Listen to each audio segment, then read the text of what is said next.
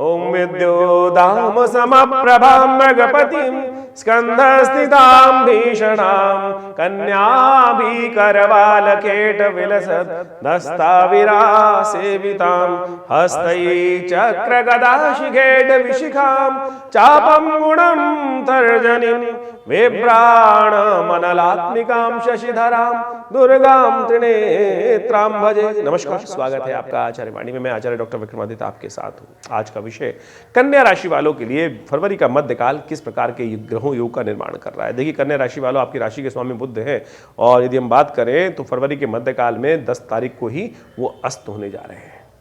और यदि लग्नेश अस्त हो जाए, राशि के स्वामी अस्त हो जाए, तो एक तरह से स्थिति थोड़ी सी कष्ट वाली हो जाती है, क्योंकि स्वामी, घर का स्वामी जब अस्त हो, क्षीण हो जाए, तो पूरे घर में अनेक प्रकार की समस्याएं उत्पन्न होने के योग बन जाते हैं। घर घर नहीं रहता। एक आदि शंकराचार्य जी ने कहा है, नीड़े शीड़े काका सारा क्षीणे वृत्ते का परिवारा।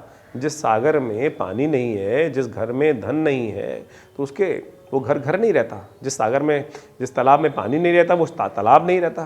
तो उसी प्रकार से यदि ग्रह स्वामी अस्त हो जाए, क्षीण हो जाए, तो फिर वहाँ पे थोड़ी कष्ट आने के योग बनते हैं। लेकिन चिंता ना करें, संसार में भगवान ने यदि एक चीज़ उत्पत्ति करी है तो उसके साथ साथ दूसरी उत्पत्ति अपने आप स्वयं भी हो जाती है। शुभ योग भी बन जाते हैं। एक सुंदर योग बन रहा है, गुप्त नवरात्रि आरंभ हो रही है फरवरी के मध्यकाल में।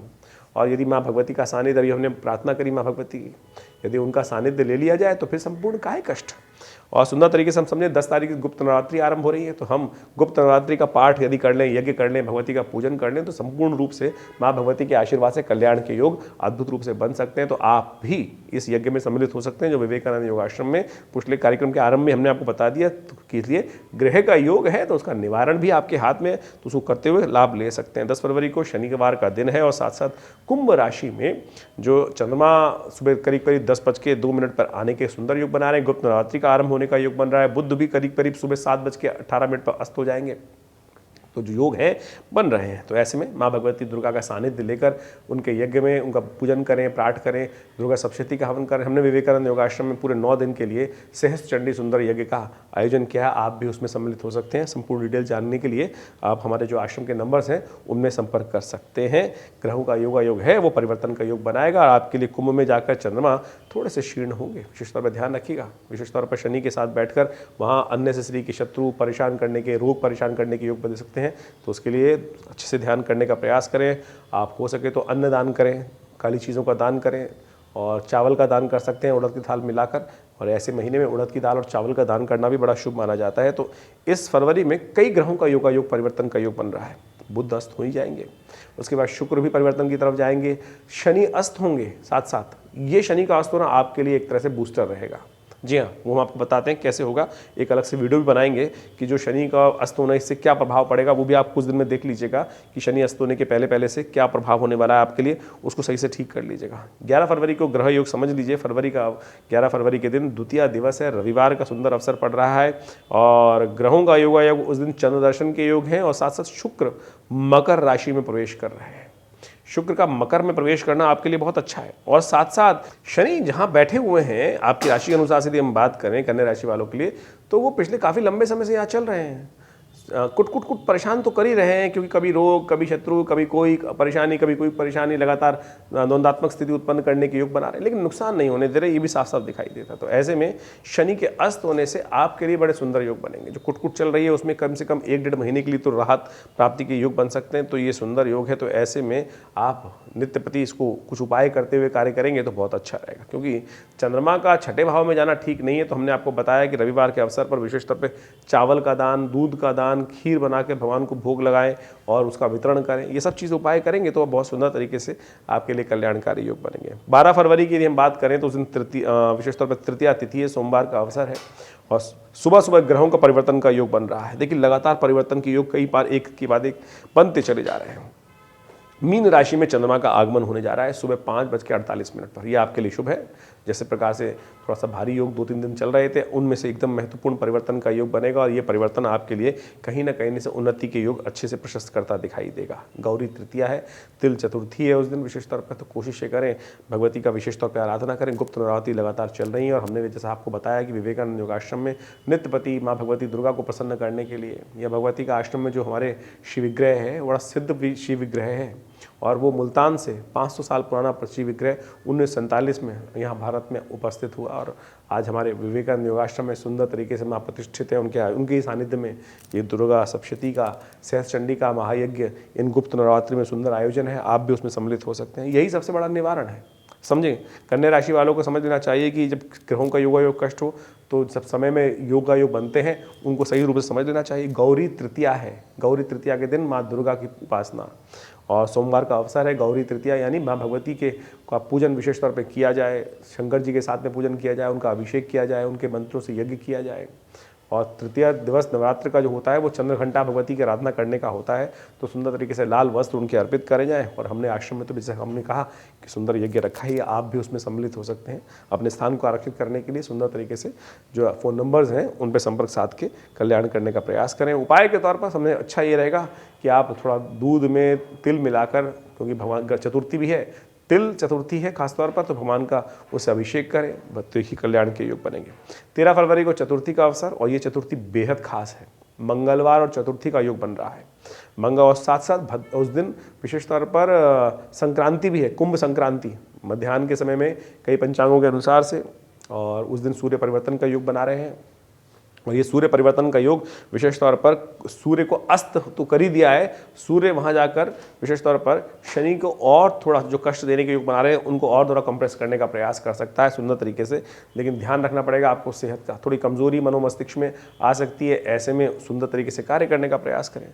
चतुर्थी है, साथ साथ अंगारक चतुर्थी का योग बन रहा है, तो ऐसे में तिल का भक्षण, तिल से पूजन, तिल का दान, ये सब करें। तिल का तो ऐसी चीज़ है, देखिए आपके शरीर में शनि जो सूर्य परिवर्तित हुआ है वो थोड़ा कहीं ना कहीं व्याधि नुकसान दे सकता है। इम्यून बूस्टर करने के लिए तिल का नित्य प्रति सेवन, आज से लगातार पिछले करीब आने वाले 1 महीने तक नित्य प्रति थोड़ा सा तिल का भक्षण कर लिया कीजिए। ये उपाय भी है और कल्याण के योग बनाएगा। आपकी एनर्जी जो कम करेगा सूर्य महाराज, उनके द्वारा इसको परिवर्तन करने का योग भी बना सकते हैं। तो आप इसका लाभ लेते हुए कार्य करें। एक बात ध्यान रखिएगा, नए कार्य आरंभ करने के लिए दिन ठीक नहीं है, क्योंकि सूर्योदय से पहले ही भद्रा आरंभ हो जाएगी और शाम को 6 बज के करीब 38 मिनट तक चलेगी। ध्यान रखिएगा। एक बात और ध्यान रखिएगा, विशेष तौर पर 13, 14, 15 3 तारीख में विशेष तौर पर हम बात बता दें, 12 से ही एक तरह से रेवती और अश्विनी नक्षत्र का योग बन जाएगा। पहले रेवती और फिर उसके दिन 13 और 14 में सुबह सुबह करीब तक तो गणमूल नक्षत्र का योग रहेगा। तो ऐसे में जो जातक जन्म ले रहे हैं उनकी मूल शांति अवश्य करा लें उनके माता पिता, नहीं तो अन्यथा बाद में बच्चे के और पूरे परिवार के लिए वो योग बहुत भारी होता है। ये हमने कई बार बताया है, तो अवश्य हम अवगत करा ही देते हैं। और ऐसा नहीं है कि आप बाद में मूल शांति नहीं करा सकते हैं, लेकिन बड़ी मुश्किल से इस संसार में सुर दुर्लभ मानुष तन पावा, और फिर कष्ट क्यों पावा। जब संसार में इस विधि को निकाल दिया गया है, कष्ट के योग हैं, तो उसको निवारण करने का रास्ता भी शास्त्र में बताया गया है, तो उनको अवश्य करते रहना चाहिए। 27,000 मंत्र का जप होता है, अवश्य यदि बचपन में नहीं कराया है तो अब करा लीजिए, कष्ट को दूर करने के योग बन सकते हैं। 14 फरवरी का दिन बड़ा सुंदर दिवस है, पंचमी है और बड़ा सुंदर योग बन रहा है। एक बात सुनिए, देखिए पंचमी विशेष तौर पर है और समझे बुधवार का अवसर है और 14 तारीख है। 14 का नंबर भी 5 आ रहा है, 4 और 1 5, और पंचमी दिवस, तो संपूर्ण रूप से बड़ा सुंदर दिवस पड़ रहा है। इसका लाभ लेते हुए आपको कार्य करने का प्रयास करना चाहिए। 5 नंबर वैसे जगत का नंबर माना जाता है, कहा जाता है कि ये बड़े मित्रवत नंबर होता है। 5 नंबर जिनका डेट ऑफ बर्थ 5 भी है वो भी बड़ा सुंदर माना जाता है। कहा जाता है कि मित्रों के मित्र होते हैं। ये जहाँ बैठ जाते हैं ना तो उन लोगों की किस्मत जगाना शुरू कर देते हैं, यानी 5 नंबर वाले इतने ज़बरदस्त माने जाते हैं। अब खैर जो ग्रहों का योगायोग है वो भी समझ लीजिए, परिवर्तन का योग है, और ये परिवर्तन बृहस्पति के साथ चंद्रमा का योग बन रहा है। सुबह करीब 8:40 पर ये लाभ के योग बनाएगा, धन का आगमन करता दिखाई देगा, लेकिन साथ साथ थोड़े खर्चे भी बढ़ाने के योग दे सकता है। बसंत पंचमी है इस दिन, श्री पंचमी भी इस दिन है। विशेष तौर पर 2 सुंदर योग बन रहे हैं और कामदेव जी की विशेष तौर पर पूजन करने का दिवस शास्त्र में प्रशस्त होता है। तो ऐसे में भगवान कृष्ण की उपासना सुंदर तरीके से, बसंत पंचमी माँ सरस्वती की उपासना, श्री पंचमी भी होती है। श्री पंचमी का अर्थ लक्ष्मी से है, तो शास्त्र के दृष्टिकोण से देवी पुराणों को पढ़ेंगे तो वहाँ मिलेगा आपको कि इस दिन भगवती लक्ष्मी की भी आराधना की जाती है। तो पीले पुष्प भगवती को अर्पित करें, पीला केसर युक्त हलवा के भोग भगवान को लगाएं, पीले चावल, केसर युक्त चावल, हल्दी युक्त चावल, मीठे चावल बनाकर उनका वितरण करना चाहिए। यही सबसे श्रेष्ठ उपाय है और बहुत लाभ के योग बनाएगा। जिस प्रकार से ग्रहों का योग आपके लिए चल रहा है।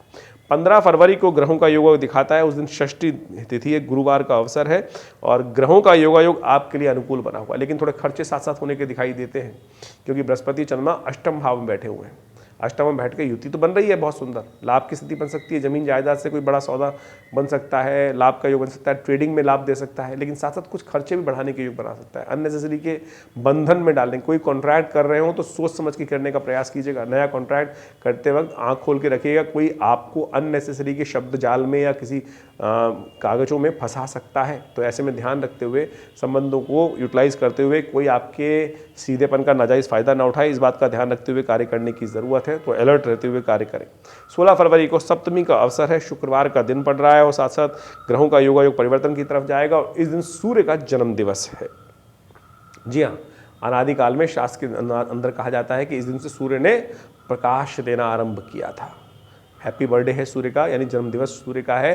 शास्त्र, भारतीय संस्कृति इतना चमत्कारी है, ज्योतिष विज्ञान के माध्यम से हर चीज़ का उद्भव किस प्रकार से हुआ, कैसे हुआ, उसका वर्णन शास्त्र में बताया गया है। ग्रह योग आपकी राशि के अनुसार से यदि हम बात करें तो अनुकूल है, लाभ की स्थिति प्रशस्त करते दिखाई दे रहे हैं और आगे बढ़ने के सुंदर मार्ग प्रशस्त कर सकते हैं, लेकिन फिर भी थोड़ा ध्यान रखते हुए कार्य करें क्योंकि भद्रा उस दिन विद्यमान है जो सुबह 8:54 से रहेगी और करीब करीब रात्रि में करीब 8 बजे तक ये योग रहेगा। नए कार्य आरंभ करने के लिए दिन अच्छा नहीं दिखाई देता, ध्यान रखते हुए कार्य करें। गौ पूजन करना, सूर्य की उपासना करना, सूर्य को जल देना, उनकी वंदना करना, उनको विशेष तौर पर जल में गंगा जल से उनको अर्घ देना, साथ में रोली और पीले पुष्प का उपयोग करना, ये बहुत सुंदर तरीके से रहेगा। इन दिनों सूर्य जो है वो विशेष तौर पे आपके छठे भाव में चल रहे हैं। हमने अभी बताया कुछ देर पहले कि छठे भाव में जाके सूर्य थोड़े से शारीरिक तौर पे कमज़ोर करने के योग बनाते हैं। ऐसे में शनि को तो अस्त कर दिया उन्होंने, सुंदर कार्य किया, लेकिन खुद भी शीर्ण है। ऐसे में तो आप कोशिश ये करें, विशेष तौर पे उनके जन्म दिवस पर उनको अर्घ दीजिए, उससे आपके सूर्य कुंडली में जो कमज़ोर है उनको ठीक करने में आपको रास्ता प्राप्त होगा। 17 फरवरी को ग्रहों का योगायोग आपके लिए बड़ा अनुकूल दिखाई देता है। आपकी राशि के अनुसार से चंद्रमा वृषभ राशि में उच्च के होकर भाग्य में चले गए हैं और ये आपकी राशि के अनुसार से बड़े लाभ के योग बना रहे हैं। धर्म में आपकी इच्छा रहेगी, धर्म संगत कार्य करने का प्रयास करेंगे, लेकिन ध्यान रखिएगा कोई आपके सीधेपन के सज्जनता का कोई दुरुपयोग न कर पाए, इस बात का ध्यान रखने की ज़रूरत है। सर्वार्थ सिद्धि योग भी विद्यमान है, नए कार्य आरंभ करने के लिए दिन प्रशस्त दिखाई देता है। ऐसे में माँ भगवती दुर्गा जी का विशेष तौर पर पूजन करें। नवरात्र है, गुप्त नवरात्रि की विशेष तौर पर अष्टमी का अवसर है, दुर्गा अष्टमी, इसलिए सुंदर योग बन रहा है। कोशिश ये करें माँ भगवती दुर्गा की आराधना करें। हमारे आश्रम पे पूरा गुप्त नवरात्रि का बड़ा यज्ञ चल ही रहा है, सहस्त्र चंडी महायज्ञ चल रहा है, उसमें भी आप सम्मिलित हो सकते हैं। माँ भगवती दुर्गा की आराधना कर सकते हैं, देख सकते हैं सुंदर तरीके से यज्ञ में सम्मिलित होकर। और संसार में कहा जाता है यज्ञो वै श्रेष्ठतमं कर्म, तो ऐसे में सुंदर तरीके से करें। दिन अच्छा है, ग्रहों का योगायोग भी आपके अनुकूल है आपकी राशि के अनुसार से, तो आपको आगे बढ़ने का प्रयास करना चाहिए। धर्म में जितने रथ होंगे ना, ग्रह दिखाता है कि उतना ज़्यादा आपके लिए लाभ के योग बनेंगे। 18 फरवरी विशेष तौर पर नवमी तिथि, गुप्त नवरात्रि का अंतिम दिवस, गुप्त नवरात्रि की महानवमी, तो ऐसे में विशेष तौर पर माँ भगवती की दुर्गा की आराधना करने से समस्त प्रकार से कष्टों के दूर करने के योग बनेंगे। और इस दिन आश्रम पे भी बड़ा यज्ञ रखा गया है और विशेष तौर पर आप भी सुबह उस 7:30 बजे से यज्ञ जो पूजन आरंभ होगा उसमें सम्मिलित हो सकते हैं आनंद भाव से। संपूर्ण दुर्गा सप्तशती के 13 अध्यायों का यज्ञ रखा गया है और साथ ही जो युद्ध नित्यप्रति चल ही रहा था, इस दिन सामूहिक तौर पर सब लोग सादर आमंत्रित हैं इस यज्ञ में सम्मिलित होने के लिए। अपना स्थान आरक्षित करने के लिए फ़ोन पर बात कर आप सादर अपने स्थान को आरक्षित करने के लिए स्थान आरक्षित करके आप सुंदर तरीके से यज्ञ में भाग लें। 11 बजे तक यज्ञ खत्म होगा, फिर सुंदर भंडारे का आयोजन रहेगा। तो इस प्रकार से आप सुंदर तरीके से इस यज्ञ में सम्मिलित होकर लाभ की स्थिति प्रशस्त कर सकते हैं। 19 तारीख को फरवरी को विशेष तौर पर दशमी तिथि है और साथ साथ सोमवार का अवसर है और ग्रह परिवर्तन की तरफ जा रहे हैं। चंद्रमा ऑलरेडी आपकी राशि के अनुसार से परिवर्तित होकर मिथुन राशि में आ गए हैं और मिथुन राशि के अनुसार से दशम भाव में सुंदर बना रहे हैं और ये आपके लिए विशेष तौर पर आपके कार्यों का फल देने के सुंदर योग बनाएंगे। ऐसे में आप जो भी कार्य करेंगे उसका फल आपको प्राप्त होने के योग बनते दिखाई दे रहे हैं। साथ साथ बुध भी कुंभ राशि में परिवर्तित होकर जाएंगे, ये विशेष तौर पर नुकसान करने के योग बना सकते हैं। कुंभ राशि में छठे भाव में बुध का जाना व्यक्ति को उस विशेष तौर पर थोड़ा सा ऐसा बनाता है कि वो अपने हक को लेने से भी वंचित हो जाता है। ध्यान रखिएगा, आपका स्वभाव थोड़ा ऐसा होगा कि नहीं मेरे को थोड़ा फक्कड़ किस्म का स्वभाव आपके अंदर उत्पन्न कर सकता है। ध्यान रखते हुए कार्य करना है। छठे भाव का बुध जिस प्रकार से आपकी राशि में बना रहा है योग, सूर्य वहाँ पहले ही चल रहे हैं और चंद्र शनि वहाँ वैसे ही हैं विद्यमान पहले से, तो ऐसे में बुध का वहाँ जाना ठीक नहीं है, तो उसको ठीक करने का आपको प्रयास करना चाहिए। हरी चीज़ों का दान करें, गाय को मूंग की दाल भिगो कर खिलाएं और सबसे बड़ी बात, अपने हिस्से को ईजी तक गंवाएं नहीं। ग्रह योग दिखाते हैं कि आप अपने बड़े बनाए काम को लात मार के आ सकते हैं, खाली गुस्से के कारण से, क्रोध के कारण से, और फ्रस्ट्रेशन के साथ, क्योंकि आपकी राशि के अनुसार से केंद्र में इस वक्त राहु और केतु का जिस प्रकार का संयोग चल रहा है, दृष्टि पड़ रही है, वो कहीं ना कहीं फ्रस्ट्रेशन उत्पन्न करती दिखाई दे रही है। तो इसलिए बोलने से पहले सोचें। कोई कहेगा आपने बोला था, देखिए भैया एग्रीमेंट तो नहीं किया ना बोलने से, थोड़ा सा ध्यान रखते हुए कार्य करेंगे तो बहुत अच्छा रहेगा आपके लिए। 20 फरवरी को ग्रहों का योग दिखाता है एकादशी का अवसर, मंगलवार, और उस दिन जया एकादशी है। कि एकादशी बड़ी सुंदर है। बहुत सारे लोग भ्रांति उत्पन्न होगी कि भाई या तो 19 को एकादशी बनाएं या विशेषकर 20 को एकादशी बनाएं। दशमी युक्त एकादशी से अच्छा होता है कि द्वादशी युक्त एकादशी बनाने का सुंदर प्रयास करना चाहिए। तो इस दिन यदि हम बात करें 20 तारीख को एकादशी और उसके उपरांत द्वादशी का योग बन रहा है, तो ये पुण्य को उदय करने वाली मानी जाती है। तो इसी दिन एकादशी का व्रत रहेगा, चावल इत्यादि का सेवन नहीं करना चाहिए। ग्रह योग आपकी राशि के अनुसार से अनुकूल है कई मामलों में, बस थोड़ा ध्यान रखना है कि अपने धन को ध्यान रखते हुए, अपने सम्मान का ध्यान रखते हुए कार्य करें। आप जो कर्म करेंगे, कर्म प्रशस्त हो, नेगेटिव कर्म से बचने का प्रयास करें। यदि ये करते हैं तो बहुत सुंदर तरीके से रहेगा। एकादशी का व्रत है, ऐसे में भगवान विष्णु की सुंदर आराधना करें, कल्याण के योग बनेंगे। और बाकी सारी जीवन में यदि कोई भी ग्रहों का योगायोग समझना है, क्या हो रहा है, कैसे हो रहा है, ये तो राशि के अनुसार हमने बताया, लेकिन इसके अलावा भी बहुत सारी चीज़ें होती हैं जिनको आप समझ सकते हैं। कौन सी जन्मपत्री में कौन सी राशि आपके अनुकूल है, क्या है राशि या लग्न या द्वादशा, कौन सी कुंडली में किस प्रकार से, ये बहुत विवेचना से ग्रहों को अध्ययन करने की आवश्यकता है। और यदि सही से समझ लेंगे तो आप आने वाले क्लियर वॉइस होगा और आने वाले समय को सही से समझ सकते हैं और उसके अनुरूप से अपने जीवन में परिवर्तन करने का योग बना सकते हैं। ग्रहों का परिवर्तन किस प्रकार से आपकी राशि में खेल खेल रहा है, इन सब को एनालाइज करने के लिए हम एक छोटे से तरीके से, यानी राशि के हिसाब से आपके समक्ष संपूर्ण रूप से दिन पर दिन क्या ग्रहों का योग रहेगा बताने का प्रयास करते हैं। और आप सबको भी इन चीज़ों को समझते हुए कार्य करने का प्रयास करना चाहिए। देखिए, राशि तो एक पहलू है, लेकिन इसके अलावा भी जन्मपत्री को अच्छे से एनालाइज करने की ज़रूरत होती है कि जन्मपत्री में राशि कौन सी है, लग्न कौन सी है, नवांश में किस प्रकार के ग्रह योग बना रहे हैं। उन सब चीज़ों को यदि सही समझ लिया जाए तो बहुत सुंदर तरीके से आप अपने जीवन में किस प्रकार से समय आपको कहाँ ले जा रहा है वो अच्छे समझ सकते हैं। फिर भी बहुत सारे लोग इस बात पर भ्रांति में रहते हैं कि राशि तो जर्नल है। जी हाँ, राशि तो जर्नल है, लेकिन फिर भी उसी 12 राशियों में तो पूरा संसार विभाजित है और उन 12 कैटेगरीज में हम बहुत सारी चीज़ों को एनालाइज कर सकते हैं ओवरऑल बड़े ब्रॉडर वे में। माइन्यूट सटल तो जितना ज़्यादा देखने का प्रयास करेंगे वो उतना ज़्यादा गहरे उतरेंगे तो उतना लाभ तो होगा ही होगा, वो तो एक डेफिनेट बात है। लेकिन सार्वभौमिक रूप से राशि भी बहुत काम करती है। यदि कोई समस्या लगातार चल रही है, चिंता ना करें, उसके लिए वृहद रूप से ज्योतिष विज्ञान का सहारा लेते हुए कार्य करने का आप प्रयास कर सकते हैं। सुंदर तरीके से हम समय समय पर बहुत सारी गणनाएं आपकी राशि के अनुसार से बताते ही हैं, लेकिन यदि गहन चिंतन कर कर यदि बहुत सुंदर तरीके से जीवन की कोई समस्या है उसका निदान निकल ही नहीं रहा है, तो देव कृपा से, भगवान की उपासना से उन सब चीज़ों को रास्ता निकल जाता है। हमने वृहद रूप से देखा है। यदि समय बहुत बुरी तरह से परेशान कर रहा है, मुकदमे शांति नहीं हो रहे हैं, तो हमने देखा कि ऐसे में माँ भगवती दुर्गा की आराधना के लिए दुर्गा जी की विभिन्न मंत्रों का अनुष्ठान यदि किया जाए उससे परिवर्तन के योग बनते हैं। बगलामुखी जी का अनुष्ठान, महाकाली जी के अनुष्ठान बिल्कुल अप्रत्यक्ष रूप से लाभ देते हैं। बहुत सारे लोग मन में भ्रांति होती है शायद अनुष्ठान पूजा पाठ जो है अरे बिल्कुल परिवर्तन करने का योग बनाते हैं। उपाय है ना, रेमेडियल एस्पेक्ट तो यही है। और मंत्र से वातावरण बनता है और उस वातावरण के द्वारा नेगेटिव चीज़ जो है पॉजिटिव में परिवर्तित होने के सुंदर संकल्प के साथ रास्ता बनता है। तो शास्त्रों में जो विधान बताए गए हैं बड़े बड़े अनुष्ठानों के, वो बिल्कुल सत्य है। और हमारे आश्रम पे तो पिछले कितने सालों से नित्य 8 घंटे करीब यज्ञ होता है और हमने उन सब विधानों को समझा करा। जब शत्रु लगातार परेशान कर रहा हो, रास्ता नहीं बन रहा हो, तो उन प्रयोगों को कर चाहे वो महाकाली के प्रयोग हैं, बगलामुखी जी के प्रयोग हैं, अद्भुत रूप से कष्टों को दूर करने के योग बनाते हैं। देखिए, देर है अंधेर नहीं है, ये सत्य मान लीजिए। शास्त्र के अंदर इस बात को प्रमाणित किया गया है। जीवन में कष्ट किसके नहीं आए, कृष्ण भगवान के, राम के, संपूर्ण रूप से साक्षात शंभु के जीवन में भी कष्ट आए, भगवान विष्णु के जीवन में भी कष्ट आए। यदि उनकी कथाओं को समझे तो कष्ट आना एक वास्तविक तौर पे संसार का क्रम है, आए। लेकिन आप पुरुषार्थ के साथ, बुद्धि के साथ साथ माँ भगवती की कृपा से, संसार में पराशक्तियों की कृपा से उन कष्टों को भगा दे, वो आपके कर्म पर निर्भर करता है। विडंबनाएं बहुत हैं, बहुत सारे लोग विडंबनाएं डाल सकते हैं मन में कि नहीं नहीं कुछ नहीं होता है, ये नहीं होता। सब कुछ होता है संसार में, कुछ भी संसार में असत्य नहीं है। कर्म प्रधान विश्व रचना का। तो इसलिए आप सैद्धांतिक तौर पे इन समस्त रहस्यों को समझते हुए कार्य करने का प्रयास करें।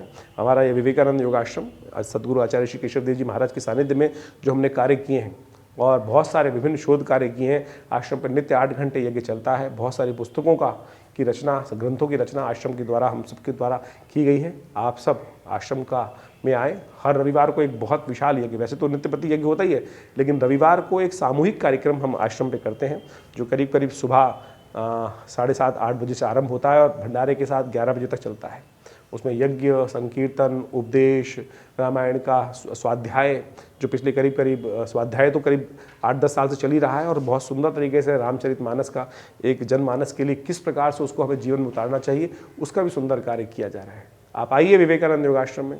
बहुत सुंदर गौशाला का सुंदर हमने की व्यवस्था करी है, भंडारे के सुंदर कार्यक्रम रहते हैं, और बहुत सारे कार्य। विवेकानंद हॉस्पिटल बनाया गया है, योग, प्राकृतिक चिकित्सा, आयुर्वेद के संबंध में अद्भुत चिकित्साएं पूरे विश्व को दी जा रही हैं। भारत सरकार के पैनल पे है हॉस्पिटल, दिल्ली गवर्नमेंट के पैनल पे है, और बहुत सारे लोग अपनी विभिन्न बीमारियों के लिए भी इस हमारे संस्थान का लाभ ले रहे हैं, चाहे वो कमर दर्द है, चाहे वो हृदय रोग है, चाहे वो लाइफस्टाइल डिसऑर्डर डिसीज़ हैं, डायबिटीज़ हैं, और योग इत्यादि के द्वारा, प्राकृतिक चिकित्सा, आयुर्वेद के द्वारा वास्तविक तौर पर लाभ होता है, और हम सब उस क्षेत्र में कार्य कर रहे हैं। संपूर्ण जानकारी के लिए आप विवेकानंद योगाश्रम की जो फ़ोन नंबर्स हैं उन पर संपर्क साध सकते हैं, और यदि जन्मपत्री के संबंध में कोई विचार विमर्श करना है तो बिल्कुल उसके लिए भी संपूर्ण व्यवस्थाएं विवेकानंद योगाश्रम में दी गई हैं। आप फ़ोन नंबर्स पे फ़ोन करके संपर्क साध सकते हैं और हमसे मिल सकते हैं। धन्यवाद, नमस्कार।